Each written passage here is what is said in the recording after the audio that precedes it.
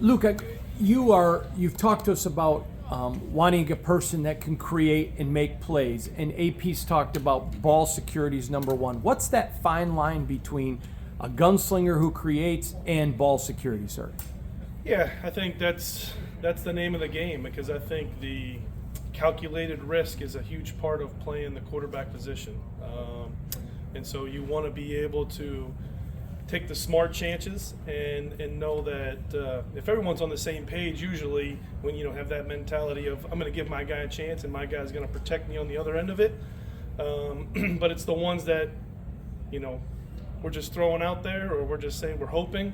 Those are the ones you want to eliminate. And I think the guys are doing a really good job. Now that everybody has a much better understanding of what the heck's going on out there, I think we're getting a lot more of the calculated risks, and they're getting more reward for it too. Luke, Antonio Pierce talked about Aiden or Gardner taking charge, taking the bull by the horn.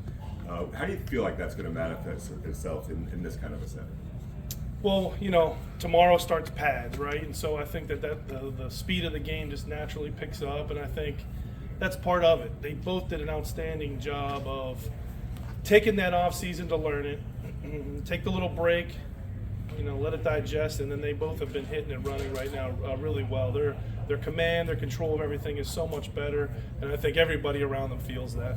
With the pads going on Tuesday, how much more will that give you an evaluation of where this team is with the offense? Yeah, way more, right? That's the game. Now we're starting to play the game, and there's not this, kind of hold up a little bit because you're trying to protect your teammates. You get to go play. And like I said, the speed of it all speeds up. Everything happens faster, and you got to make good decisions. And when there's pressures, you got to be able to make adjustments or get the ball out of your hand.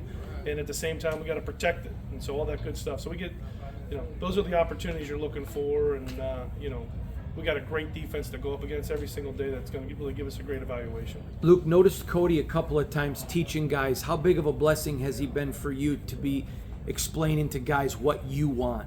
Yeah, his perspective, his opportunity to go through it for 2 years has been great. And then we have the other part of it is we have some other really cool perspectives to go with it. And so us being able to throw it off of Cody as well, he's his leadership has been tremendous in that room. The guidance, the pulling along of the young guys, and then being the steady hand for the other vets. Cody's been outstanding. How different, Luke, or how similar is Davante to when you had him back in Green Bay?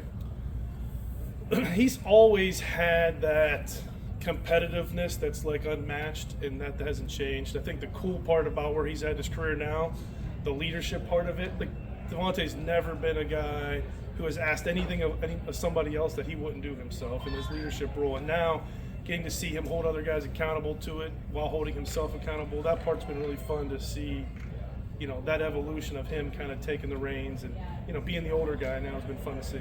Has he been more of kind of like an instrument for you in terms of teaching this offense because he's familiar with it? Yeah, I mean, not just what we have done in our past, but things that he's experienced, since we've been apart too. The time when I was coaching in the receiver room, he taught me as much as anything.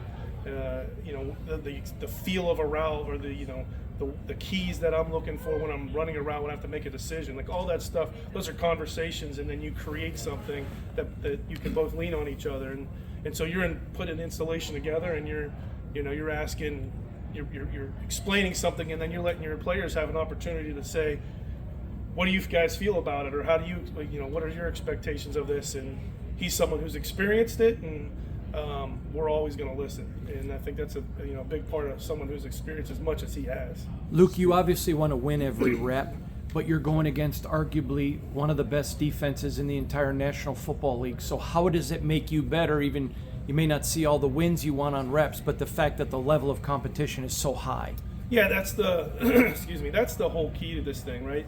You're going through a process, and when you call a play, there's an expectation of a play. And when you're going through installations, you're not necessarily scheming up the play to defeat whatever exact thing you're expecting to get. But at the same time, you get really cool challenges within the play. And when guys are able to respond within a play that's not maybe perfect for that particular front or particular shell, and they're progressing it, or they're going through it, or making great decisions within it, and maybe, it's not the greatest opportunity for the explosive, but now we went and found a completion instead, or the back, this wasn't the exact front that we wanted, but you went and got 4 instead of having a negative run. All that stuff gives you the confidence to be able to call those types of things. And not kind of have like this reservation of like, oh, what's going to happen, and you start building confidence in those things, because it's not always, you don't always want to have the premier look, right?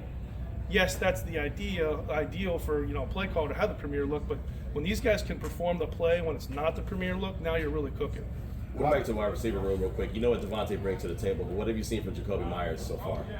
Yeah, I mean, like, just the ultimate pro, so smart, so savvy, the toughness part of it, like, we can move him around and put him wherever we want to, and he can handle all that. I mean, the consistency every single day, the mentality, the positive energy that he brings to the whole group, I mean, just a stud. What is your assessment of Aiden and Garner both, how they've handled everything through these first couple days? They've been outstanding. The meeting room part of it, the two of them, I can't even ask a question in the unit setting without them two answering the damn thing first every time. It's like guys, I know you know. Now come on, let me hear some stuff from the other. They've been awesome. They're on top of it, and I think they're just getting more and more comfortable with it, and they're like the best of teammates too. I mean, these guys are helping each other, helping the other guys around the room. I mean, I'm excited to see where these two take this thing. And I think we all know how good the tight ends can be. It looks like they've been making plays out there. What have you seen come from all of them, the whole group? Yeah, the whole group has been awesome. I think we stress and put a lot of pressure on them with how much stuff that they have to know, and they have to be a tight end, they have to be a receiver, they have to be a tackle, they have to be a running back. So they got to do a lot. And like in springtime, I think you saw there was times where it was maybe like whether they didn't understand or whether it was a lot, and then they came out here since our first walkthrough that we had, they've been crushing it.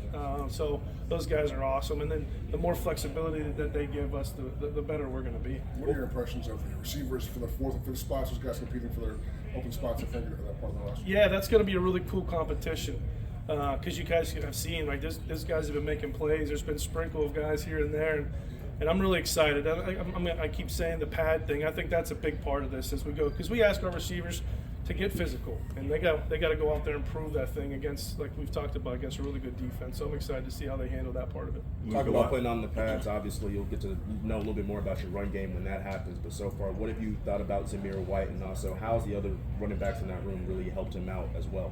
Yeah, they've been great, right? You got two vets that have been in the system, and things kind of come natural to them.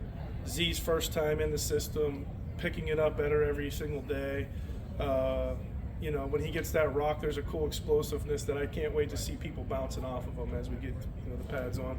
And then Dylan's doing a great job too. I mean, he's someone to be that young and to be able to pick up things with not as many reps as some of the other guys, and it's just comes natural to him. So I'm excited. It's a really cool group. Luke, a lot of great coaches have said that players sometimes make the decision on playing time by their performance, by their practice and performance.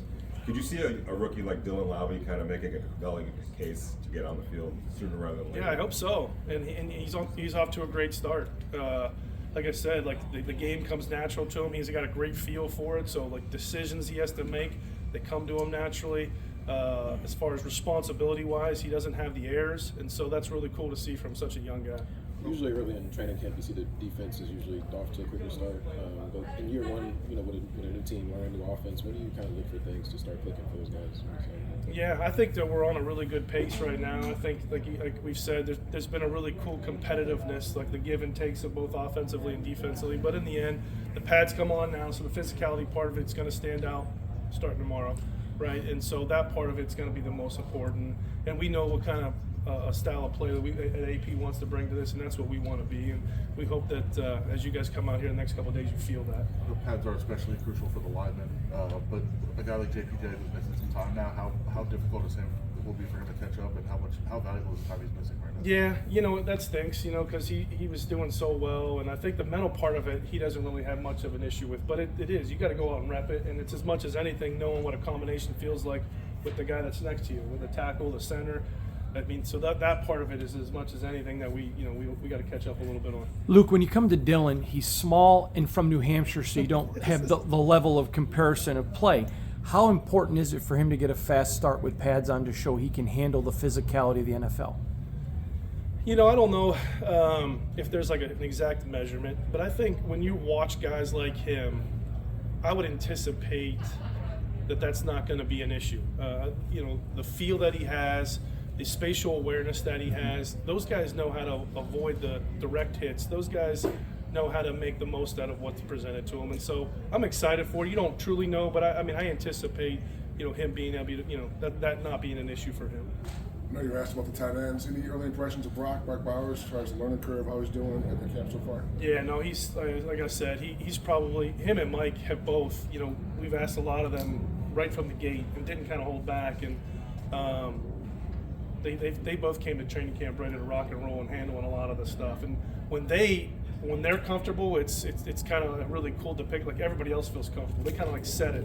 They're telling the receiver to get on the ball. They're telling the receiver to get off the ball. They're making sure everyone's set before they motion.